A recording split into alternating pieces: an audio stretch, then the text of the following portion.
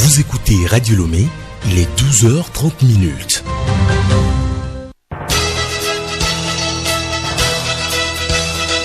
Le journal Yasmine Adoko.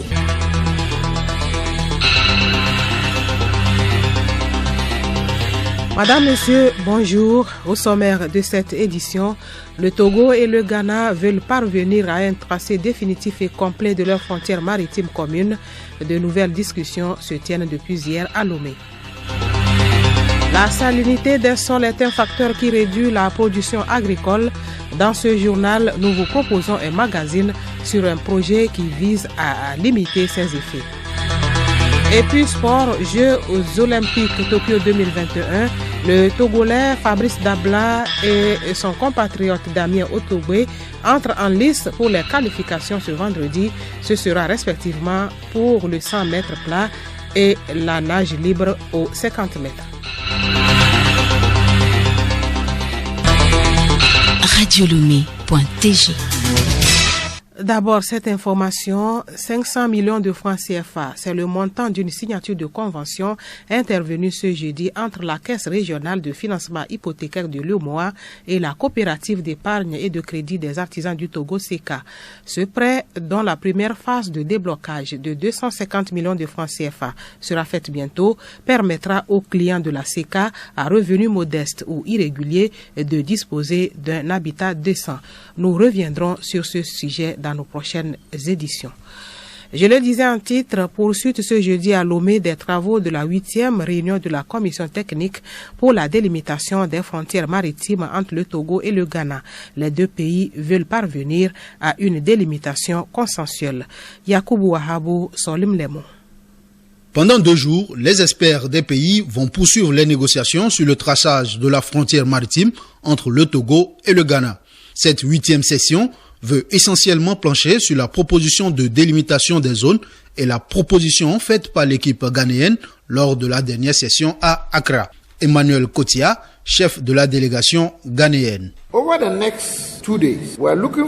Pendant les 2 prochains jours, nous espérons ensemble prendre des décisions significatives dans les négociations sur nos frontières maritimes. Nous avons eu déjà des discussions à Accra. À la fin de cette rencontre, nous attendons qu'un sous-comité technique soit mis en place pour la délimitation des frontières maritimes entre le Togo et le Ghana. Nous attendons aussi de la délégation togolaise des contre-propositions et propositions, des recommandations par rapport aux discussions lors de la 7e section. Notre souhait aussi, c'est que la délégation togolaise puisse apporter des recommandations et des contre-propositions par rapport à ce qui a été présenté lors de la dernière section à Accra.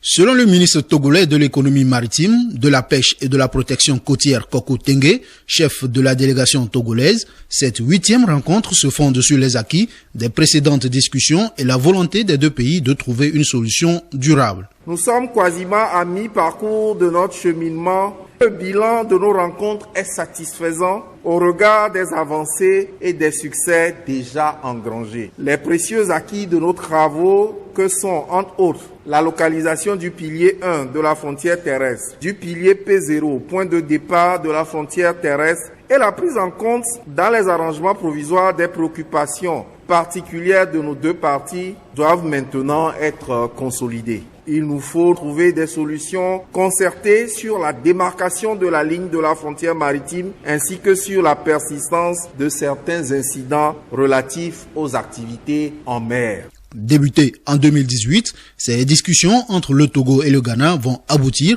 à la délimitation de leurs frontières terrestres en novembre prochain. Lancement ce jeudi à Lomé du projet de sensibilisation sur les taxes communales. C'est une initiative de l'association Jeunes du Bon Berger en action pour le développement, placée sous le thème civisme fiscal au cœur d'une croissance économique et d'un développement local durable. Cette première édition a regroupé les acteurs de la préfecture d'Aguenivé. André Confino, Alice Berthe Barandao. Ce projet veut former 112 jeunes des deux sexes et les inciter à l'engagement citoyen, à une bonne gouvernance, à une croissance économique et à un développement local durable. Il s'agit aussi de sensibiliser la population sur le paiement des taxes communales. Révérend pasteur Urokojo, président de l'association, se prononce sur le rôle que doivent jouer les jeunes formés.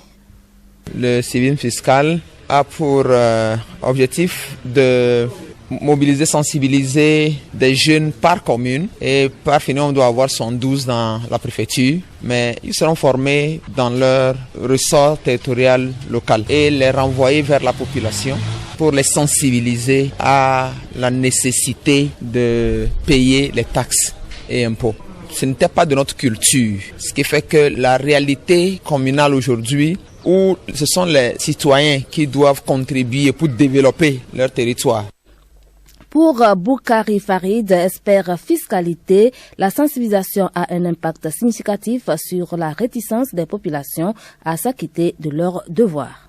Et c'est un projet en tout cas qui a pour ambition ou vision d'éduquer donc les contribuables de la préfecture d'Aguenivi. Au cours de cette formation, il sera question d'outiller les participants sur la distinction des taxes communales et les taxes fiscales. Parce qu'il est très important de distinguer les deux aspects. Quand on parle donc des taxes communales, cela fait donc appel à la perception des taxes au niveau des marchés, alors que si nous parlons des taxes fiscales, cela renvoie donc automatiquement par exemple à la taxe d'habitation et la taxe foncière qui sont donc recouvrées par l'Office togolais des recettes. Écoutez Radio Lomé sur le web sur le www.radiolomé.tg. Les cas de contamination et de décès liés au coronavirus sont en augmentation au Togo. La Coordination nationale de la gestion de la riposte de la Covid rappelle une fois encore au respect des mesures barrières. C'est dire qu'une nouvelle vague de la pandémie menace le pays. Nathalie Panegué. Tout à fait. C'est le point sur la situation fait ce mercredi par le coordonnateur national de la gestion de la riposte, médecin colonel Djibril Mohamed, que nous écoutons. Pour cette semaine, période du 21 au 27 juillet, nous avons comptabilisé 523 cas. Contrairement à la semaine dernière où nous avons eu 449. Donc nous constatons une hausse d'environ 32% par rapport à la semaine dernière. Et 5 semaines en arrière, on était à moins de 100. Avec l'augmentation des cas et l'augmentation des hospitalisations au centre de soins. Et aussi, à l'intérieur des centres de soins, augmentation des cas en réanimation. C'est que la plupart des cas arrivent souvent là-bas à un stade où on doit les admettre qu'en réanimation, ce qui a fait que la réanimation est presque pleine, pour dire que nous devons faire attention. Oui, augmentation des cas et logiquement augmentation du nombre de décès. Nous avons eu cette semaine 8 décès, contre 6 décès la semaine dernière, contre 2 la semaine d'avant. Donc nous disons que la tendance reste toujours à la hausse. Cette nouvelle vague semble encore être plus dangereuse. Si on regarde ce qui se passe en Afrique et dans le monde, les mêmes choses sont en train d'arriver chez nous. Nous devons doubler de vigilance. Le médecin colonel déplore plusieurs comportements à risque au sein de la population, à Lomé comme à l'intérieur du pays. L'insouciance de la population qui baisse les bras sur le front du respect des mesures barrières. Nous devons redoubler de vigilance sur le respect des mesures restrictives, notamment les rassemblements, les fêtes, les cérémonies. Aussi, l'augmentation des cas. Ces périodes peuvent s'expliquer aussi par le mouvement des vacances. Pour cela, nous renforçons à cet effet les dispositions prises à l'aéroport pour que le mouvement des voyageurs à destination ou au départ de Lomé continue de se faire en toute sécurité sanitaire. Enfin, nous déplorons l'inconscience des gérants des boîtes de nuit. Comme c'est les vacances, certaines boîtes de nuit continuent par s'ouvrir, malgré les consignes du gouvernement qui interdit cela. Et la loi sévira pour les propriétaires et les clients de ces boîtes et clubs. À l'intérieur du pays, il y a dans toutes les préfectures maintenant presque au moins un cas. Et nous devons faire attention dans toutes les préfectures. Nous avons écrit au préfet pour réveiller les comités de veille. Il y a eu baisse de vigilance. C'est vrai que nous avons eu de bons résultats à l'intérieur, que pendant un moment donné, il n'y avait pas de cas. Mais actuellement, au moins dans chaque préfecture, il y a minimum un cas. Et nous devons faire attention. La vaccination avance, mais nous lançons un appel aux personnes qui hésitent encore à se faire vacciner de franchir le pas. Le coordonnateur exhorte la population à continuer de se mobiliser pour la vaccination afin d'être mieux protégée contre cette pandémie. Les vaccins sauvent des vies, a-t-il rassuré. Il encourage la population à éviter la désinformation et à continuer de respecter les mesures barrières et restrictives. Sachez que la pandémie du nouveau coronavirus a fait plus de 4 millions de morts dans le monde depuis que le bureau de l'OMS en Chine a fait état de l'apparition de la maladie fin décembre 2019. Selon un bilan établi par l'OMS ce jeudi, plus de 195 millions de cas d'infection ont été officiellement diagnostiqués depuis le début de l'épidémie. La grande majorité des malades guérissent, mais une part encore mal évaluée conserve des symptômes pendant des semaines, voire des mois. Les chiffres se fondent sur les bilans communiqués quotidiennement par les autorités sanitaires de chaque pays. L'OMS estime même, en prenant en compte la surmortalité directement ou indirectement liée à la COVID-19, que le bilan de la pandémie pourrait être 2 à 3 fois plus élevé que celui officiellement recensé. Le journal Yasmine Adoko. Ce 29 juillet marque le jour du dépassement à partir duquel l'humanité consomme plus de ressources biologiques que ce que la Terre peut régénérer en une année. Ce dépassement est presque revenu au niveau de 2019 après avoir reculé en 2020 sous l'effet des mesures restrictives édictées à l'échelle planétaire pour lutter contre la pandémie de coronavirus. Plus de détails dans ce dossier présenté par Abiri Lemon. Deux principaux facteurs ont participé à avancer le jour du dépassement. L'augmentation de 6,6% de notre empreinte carbone par rapport à 2020 et la diminution de 0,5% de la biocapacité forestière mondiale. Cette baisse est due en grande partie au pic de déforestation enregistré en Amazonie selon l'ONG écologiste World Wide Fund for Nature. La date du jour du dépassement est calculée chaque année par l'ONG américaine Global Food Print Network.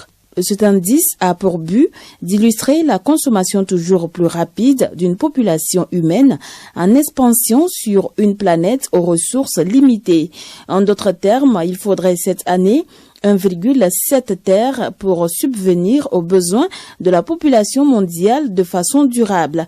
Si cette année l'empreinte carbone liée au transport reste inférieure aux niveaux antérieurs à la pandémie, celle liée à l'énergie devrait nettement rebondir. Magazine agricole, en Afrique subsaharienne, la salinité des sols est un facteur limitant majeur pour la production agricole. Elle a été détectée à plusieurs endroits au Togo. Depuis 2 ans déjà, le projet Amélioration de la résilience agricole à la salinité pour le développement et la promotion de la technologie adaptée aux producteurs vulnérables a été dévoilé pour limiter cette salinité. Alors, qu'est-ce qui est fait à travers ce projet? Découvrons-le avec Odette Pira. Le projet RESAD est mis en œuvre par l'ITRA, l'Institut togolais de recherche agronomique, à travers une cellule technique. Depuis 2019, certaines activités définies dans le plan de travail ont été réalisées. Chantal Goto, coordinatrice du dit projet. Nous avons un site de démonstration que nous appelons herbe de bonne pratique. Et sur ce herbe, nous avons un système d'irrigation goutte à goutte. Nous avons les systèmes d'amendement, de fertilisation de sol, de la gestion des cultures et surtout les nouvelles variétés qui sont tolérantes à la salinité, qui sont introduites pour augmenter la production agricole. Donc, c'est plusieurs technologies qui sont déployées depuis la préparation du sol jusqu'à la gestion des cultures, la récolte, la transformation et même nous irons jusqu'à la mise sur le marché. À ce jour, nous sommes au niveau de la région maritime et le site est au niveau de Azaou. Nous avons également, quand nous prenons la carte spatiale, nous avons des problèmes de salinité, même au nord du Togo, au niveau de Dapaon. Ce projet initié par le Centre international pour l'agriculture biosaline est financé par le FIDA et la BADEA pour 4 années. Il vise à améliorer la sécurité alimentaire et à réduire la pauvreté chez les petits agriculteurs dans 8 pays d'Afrique. Comment se présentent les terres salines? Monsieur Yao Lombo, directeur général de l'ITRA. Les signes visuels que vous pouvez observer sur un sol qui a des problèmes de salinité, c'est par exemple c'est de la rouille par exemple. Quand vous allez dans une zone où l'eau stagne permanemment, et en certain moment vous allez voir que quand vous produisez sur cette zone-là, vous n'allez pas pouvoir avoir le rendement nécessaire sur la zone. Le projet va s'étendre sur toute l'étendue du territoire à jeudi prochain.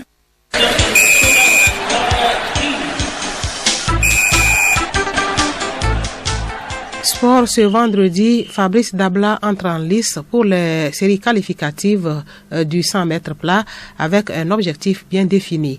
Damien Otogbe, lui, tentera d'améliorer son record personnel aux 50 mètres nage libre, toujours vendredi. Solim Lemo.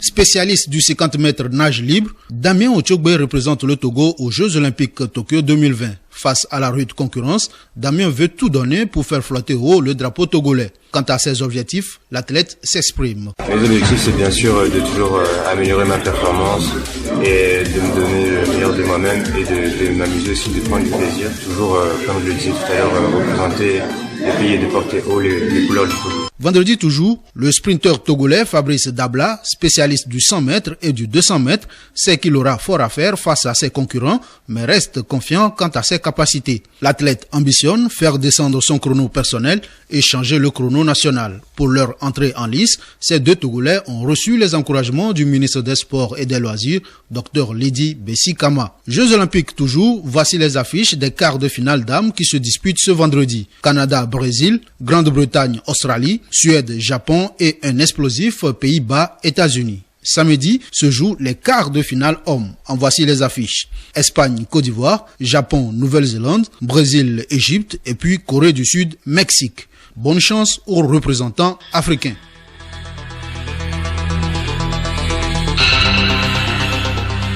C'est la fin de ce journal. Merci de l'avoir suivi. Place au prix des céréales cette semaine sur les différents marchés du Togo et c'est avec Geneviève Pognon. Marché de la région maritime. Prix de bol de maïs 700 francs CFA. Prix du sac de maïs 28 000 francs CFA. Bol de sorgho 900 à 1000 francs CFA. Sac de sorgho 36 à 40 000 francs CFA. Bol de haricots 1700 francs CFA. Sac de haricots 68 000 francs CFA. Bol de 1000 1200 francs CFA. Sac de 1000 48 000 francs CFA. Bol de gari 1100 francs à 1200 francs CFA. Sac de gari 44 à 48 000 francs CFA. Région des plateaux. Prix du bol de maïs 500 à 525 francs CFA. Prix du sac de maïs 20 à 21 000 francs CFA. Bol de sorgho 800 à 825 francs CFA. Sac de sorgho 32 à 33 000 francs CFA. Bol de haricots 1400 à 1500 francs CFA. Sac de haricots 56 à 60 000 francs CFA. Bol de 1000 à 1100 francs CFA. Sac de 1000 40 à 44 000 francs CFA. Bol de gari 800 à 900 francs CFA. Sac de gari 32 à 36 000 francs CFA. Région centrale. Prix du bol de maïs 625 à 650 francs CFA. Prix du sac de maïs 25 à 26 000 francs CFA. Bol de sorgho 750 à 900 francs CFA. Sac de sorgho 30 à 36 000 francs CFA. Bol de haricots 1800 à 2000 francs CFA. Sac de haricots 72 à 80 000 francs CFA. Bol de 1000 francs CFA. Sac de 1000 40 000 francs CFA. Bol de gari 1000 à 1200 francs CFA. Sac de gari 40 à 48 000 francs CFA. Région de la Kara. Prix du bol de maïs 6 à 650 francs CFA. Prix du sac de maïs 24 à 26 000 francs CFA. Bol de sorgho 900 francs CFA. Sac de sorgho 36 000 francs CFA. Bol de haricots 1400 à 1500 francs CFA. Sac de haricots 56 à 60 000 francs CFA. Bol de 1800 francs CFA. Sac de 1000 32 000 francs CFA. Bol de gari 800 francs CFA. Sac de gari 32 000 francs CFA. Région des Savanes, prix du bol de maïs 500 à 750 francs CFA. Prix du sac de maïs 20 à 22 000 francs CFA. Bol de sorgho 600 à 650 francs CFA. Sac de sorgho 24 à 26 000 francs CFA. Bol de haricots 1400 à 1500 francs CFA. Sac de haricots 56 à 60 000 francs CFA. Bol de 1800 à 900 francs CFA. Sac de 1032 à 36 000 francs CFA. Bol de gari 800 à 850 francs CFA. Sac de gari 32 à 34 000 francs CFA. Sur l'ensemble du territoire national, la moyenne est de bol de maïs 575 francs CFA, sac de maïs 23 000 francs CFA, bol de sorgho 772 francs CFA, sac de sorgho 30 875 francs CFA, bol de haricots 1538 francs CFA, sac de haricots 61 500 francs CFA, bol de 1925 francs CFA, sac de 1037 000 francs CFA, bol de gari 888 francs CFA, sac de gari 35 500 francs CFA. Cette tendance émane de l'Agence nationale de la sécurité alimentaire du Togo, ANSAT. Radio Lomé, boîte postale 434, email radiolomé@radiolomé.tg. radiolomé.tg